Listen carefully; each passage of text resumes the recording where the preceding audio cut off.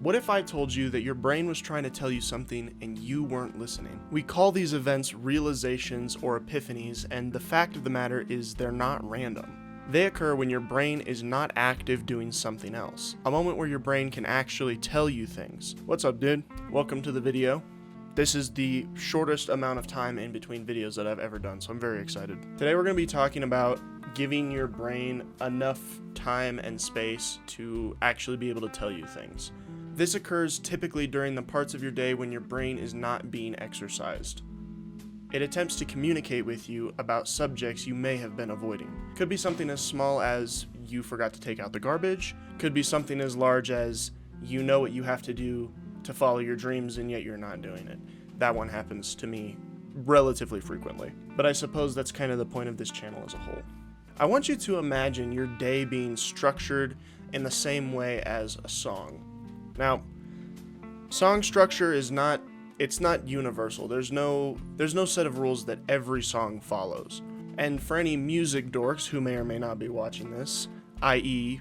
my mom, you don't really need to have this explained to you. But to those of us who did not attend Juilliard and travel internationally with an orchestra, I'm going to explain a basic song structure. And as said previously, not every song follows the same structure. But this is a really easy one, and it works for the point that I'm going to make.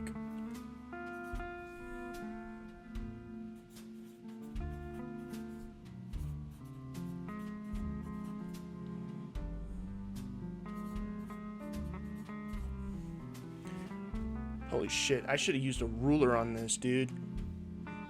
What the... What the hell? What is this? Okay.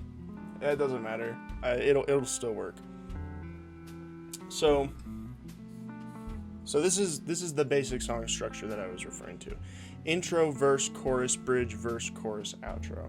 This is a fairly straightforward music model, but we're going to use it to add perspective to the structure of our day, right? So intro is right as you wake up. It's just build up for what's to come. Verse 1 rather.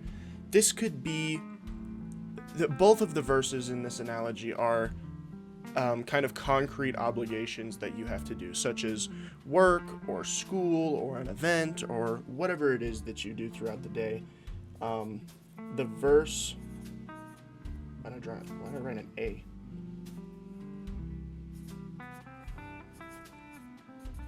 The verse is your first primary obligation of the day, which is typically work or school. The bridge here, this is going to be kind of, it's any activity that you do for yourself where your brain is active, but it's not, it's like it's your choice to do it, whether it's a hobby or working out or like whatever you do in the middle of the day, something where your brain is being stimulated, but it is something that you do for yourself. That can be this. Naturally, after the bridge, we have another verse. This is kind of up to interpretation. The thing about this, and why I said previously that not all music is structured exactly the same, is that works in this situation. This is not exactly the structure of my everyday life. It's just, I don't know. It's even, it seems applicable, but your life can and may look very different than this. Mine does, but this just helps me make the point that I'm trying to make. So, second verse of the day, this could be a family dinner, or this could just be an event of any kind, really. An obligation, right? It's just a period of time where your brain is being used for something and it's obligatory. Then naturally, following the same pattern, outro, that's going to sleep. Now the interesting thing about this is that we have these dead spaces in our day. This is the period of time right after our first obligation and right before our personal obligation that we do for ourselves, whether it's a hobby or workout or whatever. Then after that, you may have another obligation, an event, a family dinner, a meeting, maybe you have another shift at another job, whatever it is. And then after that, you have another break. Now, the thing about the chorus is that this is the part of the day where your brain is not being used to do something different. You're not using your brain power to solve any series of problems. You essentially have nothing to do. And a lot of times we fill that time with extremely ridiculous, wasteful, even destructive habits. Habits that I myself am so guilty of it's not even funny, such as social media or TV or basically anything that doesn't demand anything of you mentally. That's not to say that you can't use some of this space for that. Those are moments where you can actually experience some decompression from your day, and that's totally reasonable. But the fact of the matter is that you still have this open space. Let's just say, to finish out our little illustration here, that after verse 1, you, I don't know, maybe you spend an hour or two on social media. I don't think that's an unfair assumption. I think 90% of people are guilty of doing that. And then after the second verse of the day, maybe you like to unwind with TV. Dude, I did it again. What the hell? With TV, or maybe you like to play games, right? So these are obviously like decompression states of the day, and they're very important, and I'm not going to argue that. But you may notice that during these parts of the day, whether it's before, after, or during this, the social media, or the TV and games, you may notice that you have realizations, thoughts, epiphanies, whatever. They just kind of pop into your head, and they seem random. In my estimation, they're not. And the emphasis that I'm trying to put on this video is that those moments are really, really important. In fact, they're crucial. This would be my suggestion. We have a lot more extra time throughout the day than we realize. These points right here feel like we're occupied just because our brain is focused on something. But 9 times out of 10, you're not going to remember what you did on social media. You may remember what you did on the TV or the games. For some reason, this is different. I don't know why. Maybe it's because it can be like more of a social thing. I really have no idea. But this would be my recommendation.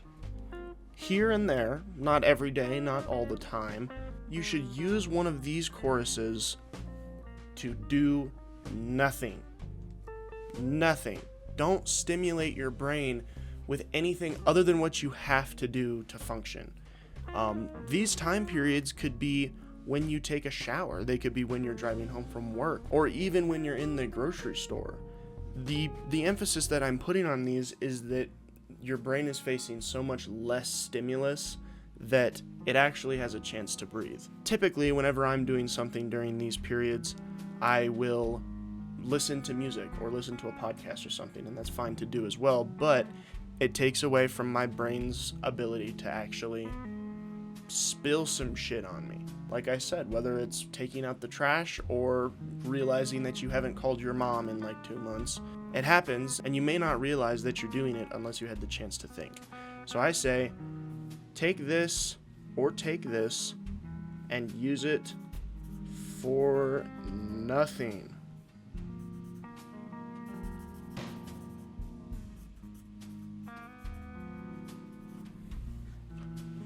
Not all the time, not every day, but sometimes when you think of it, use this time for nothing, and you may come to find that you'll realize things about yourself or about your life. Now, if you wanted to, you could take this a step further. You could deliberately make yourself bored in an attempt to allow your brain to breathe.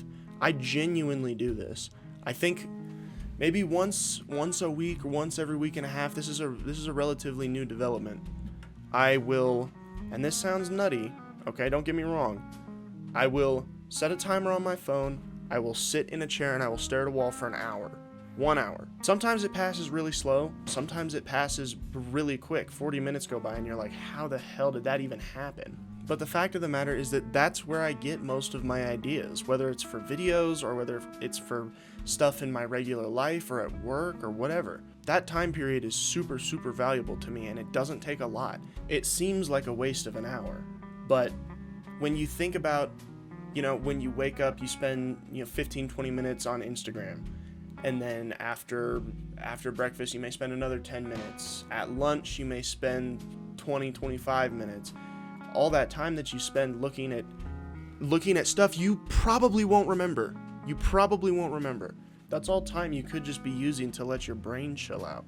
And I realize that this is not like a fresh concept. Like this is like I'm off the beaten path and some type of pioneer when it comes to the boredom conversation. I'm not. But as someone who employs these periods of silence in my own life, and I know just how beneficial they can be, I just wanted to make a video recommending it for anybody else if they feel like their creative energy is gone. Maybe you forget great ideas, or maybe you just don't have enough great ideas. If that at all sounds like you, then I seriously recommend not doing anything. I'm not promoting some type of like meditation method or anything extra spiritual. It's not about that at all. It's just about not wasting your brain's ability to think on stuff that you'll never remember anyway. So I seriously recommend boredom. It is one of the very best tools that you can use. I'd like to give a big thank you to John Makes Beats. His second channel, John Talks Beats, he did a video about creativity and boredom that is absolutely phenomenal, and I just watched it not too long ago, and at the end of his video he said that you should just stare at a wall for an hour or two, and I was like, huh, that's interesting. It's not something I hadn't heard before, but for some reason when he said it I was like, okay, I should give it a try. It works. It's phenomenal. It's one of the very best things that I do for my brain, and I cannot recommend it enough. His video is very good as well. I'll put a link for it in the description. His emphasis was more on the link between boredom and creativity in that hemisphere. But after watching his video and kind of employing some boredom into my own life, I realized that the time that I spent being bored actually made me realize a lot of stuff about myself, a lot of stuff that I have been avoiding, or perhaps that I continue to avoid, but I can only run for so long. And I thought that was really interesting as well. So this video is very inspired by his video, and anyone who's watching this should definitely go check it out. It's very good. But anywho, I just thought I'd share that. If you feel inclined to, you can leave a like or subscribe to this channel. I'll put my socials at the bottom here, and I want to thank you for your time. I hope you found this video helpful or thought-provoking or even annoying. I just hope it made you feel some type of way. But anywho, I will see you when I decide to upload again.